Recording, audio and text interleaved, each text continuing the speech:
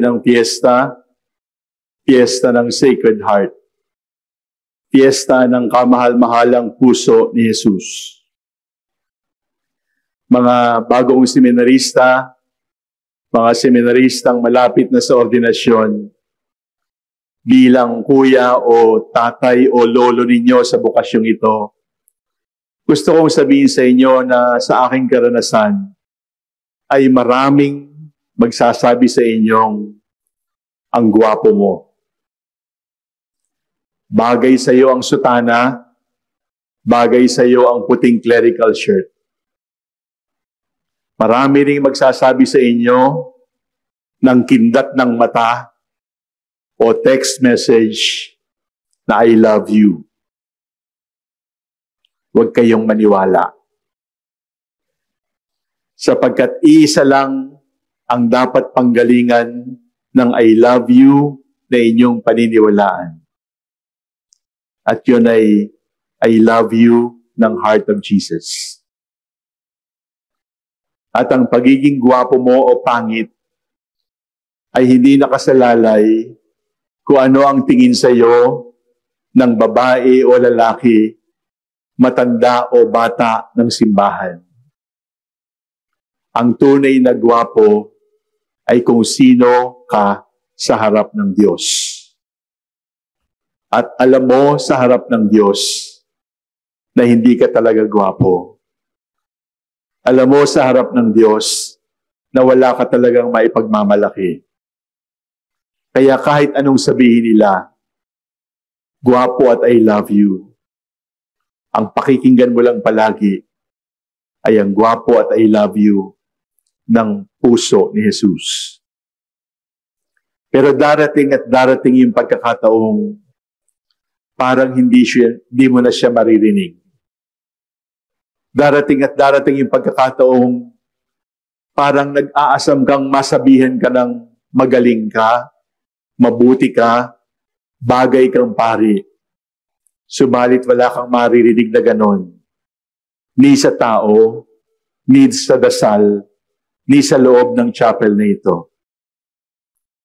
At kaya may fiesta ng Sacred Heart upang ipaalala sa atin na kahit siya ay tahimik at parang hindi natin marinig, sinasabi ng puso ni Jesus sa bawat isa sa inyo, mahal na mahal kita, at kaya ako may pusong pumipintig, nag-aapoy, nasusugatan, nasasaktan, ay sapagkat mahal ko kayong lahat, isa-isa. Kaya sabi niya kay Santa Teresa, you don't know how much I love you. Even if you're the only person in this world, I would still choose to die on the cross and rise again on the third day. You will never completely understand how deeply you are loved. Kaya ang sabi ng Scripture, mas mahalaga pa kayo kaysa sa pilak, kaysa sa ginto, kaysa sa pinakamamahaling bato, sapagkat ang presyo natin, ang halaga natin, ay ang kamatayan at muling pagkabuhay ng puso ni Jesus, ng Panginoon natin, Diyos at kapatid. Sa pagkakataong ito ay nais kong sabihin sa inyo na ang simula ng spiritual life ng isang seminarista ay hindi yung kumbinsidong kang mahal mo ang Diyos. Hindi. Ang simula ng ating spiritual life ay yung tiwalang-tiwala ka, mahal ka ng Diyos. It is not when you are so sure that you love God that spiritual life begins. Because if the beginning of your spiritual life is you love God, you are still centered on yourself, not on God. But the beginning of your spiritual life is when you know, you're so convinced God loves you and you're silver and diamond and golden in the eyes of the Lord. That if you will open the heart of Jesus, you are going to see your name there. You are the diamond of His heart. You are the apple of His eye. You are the treasure of His soul. Alam ba ninyo kung paano nakukuha ang diamond? Kung ikaw ay diamond sa puso ni Jesus, alam po ba ninyo kung gaano kahalaga ang diamond? Number one, tandaan natin, ang diamond ay carbon. At ang carbon ay uling. At ang uling ay itim. Pero bakit walang kulay ang diamond? For three important reasons. Number one, a diamond is formed by 1,600 degrees centigrade heat. 1,600 degrees centigrade. Kung walang ganyang temperature, walang diamond. Saan nakukuha ang diamond? Hindi mo nabibili sa jewelry store. Hindi mo nakukuha sa sanglaan. Ang tunay na diamond ay hinuhukay 200 kilometers into the depth of the earth. 200 kilometers deep into the earth. That is why you get a diamond. Pero umaakyat ang diamond sa surface ng mundo kapag merong volcanic eruption. Kaya yung pagputok ng bulkan ng Kanlaon, yung mga diamond miners natutuwa. Kasi sa pagputok ng bawat bulkan, may tumataas na diamond papunta sa surface ng ating mundo. Una, diamond requires heat. Pangalawa, diamond requires depth. At number three, a diamond can only be formed after 3 billion years. 3 billion years. There can be no diamond without passage of time. You, my dear seminarians, are the diamond in the heart of Jesus. In fact, more precious than diamond in the heart of Jesus. You will never completely understand how deeply you are loved. But how are you loved? You are loved by subjecting you to 1,600 degrees heat.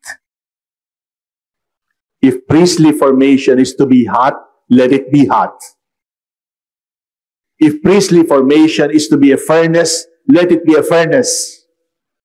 If priestly formation is going to dissolve everything about us so that the true diamond can shine, let it be. Huwag nating pakialaman ang temperature ng pagsubok ng Diyos. At huwag mo ring pakialaman na gagawin mong mababaw ang paghubog sa iyo. Kung kailangan ng 200 kilometers below the surface of the earth, let it be. Sapagat ang pag-ibig sa iyo ni Jesus ay mas malalim sa 200 kilometers below the surface of the earth. Because the love of Jesus for you is as deep as the wound of His heart. And the love of Jesus for you is not just 3 billion years. Because after 3 billion years, there is still 4 billion, but there is infinity. In other words, my dear seminarians, you are not just called to be priests for 50 years. You are called to be priests forever. Not 3 billion years. That is why you are more precious than diamond. You are not only worth 3 billion years. You are not only worth 200 kilometers below the earth. You are not only worth 1,600 degrees centigrade. You are worth more than that. And Jesus did that for you. Do not forget.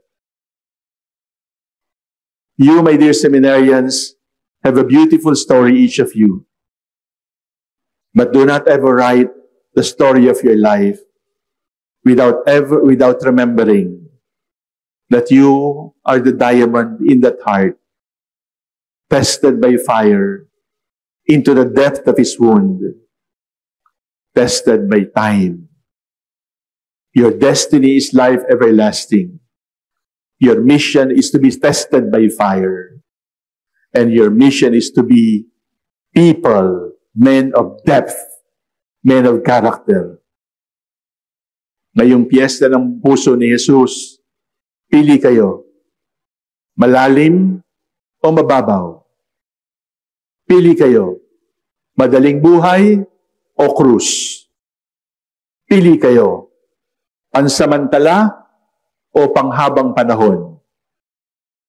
Kung anong pipiliin ninyo, yun ay magbabadya kung si Jesus ay nasa inyo o wala pa siya.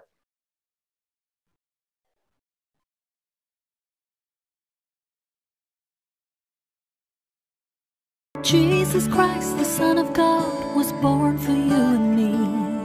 He came to bring the good news, from sin to set us free. The blind, the deaf, the lame, the poor, His power meant to see. He gave His life upon the cross, eternal life the key.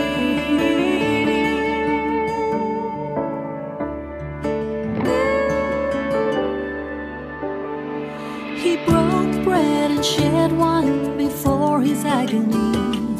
We share the body and the blood in His memory. To make His message known is our responsibility. So here we are to pledge our lives to the Lord of eternity. I am Catholic, I am alive, I am the gospel, I am the light. I am Catholic, I am alive, I am the leaven, the salt and light. I am Catholic, I am alive.